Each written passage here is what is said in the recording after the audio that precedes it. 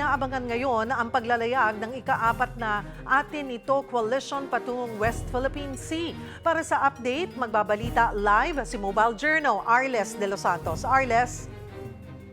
Yes, Cheryl, anytime nga ay inaasahan natin na lalayag na itong ating sinasakyan na barko, no, ang MV Kapitan Felix Oca. At kung makikita ninyo sa aking paligid, Cheryl, ay punong-puno nga ng watawat at banderitas. Gaya nito, ang na may sulat na West Philippine Sea atin ito. At kung dito, makikita ninyo sa aking likuran, pihit lamang tayo ng konti, ito ngang jet ski kung saan nakatakda kasi na magsagawa ng isang patriotic jet ski ride para ipakita ang ating payapa na pag-iit sa soberanya. Lahat yan ay bilang bahagi ng ika-4 na civilian mission ng atin ito patungo sa Pag-asa Island. Nagsagawa na ng send-off kaninang umaga nang simula na sa pag-awit ng lupang hinirang at panalangin.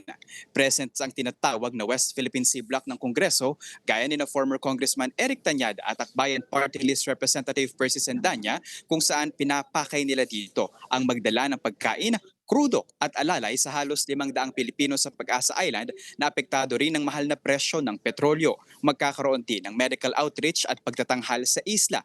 Lulan din ng barko ang isang jet ski na gagamitin nga para igiit na hindi dapat ikatakot ang paglalayag sa ating teritoryo.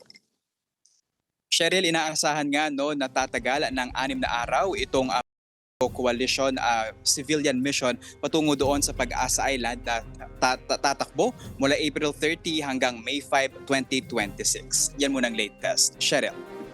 Maraming salamat, Mobile Journal Arles de los Santos.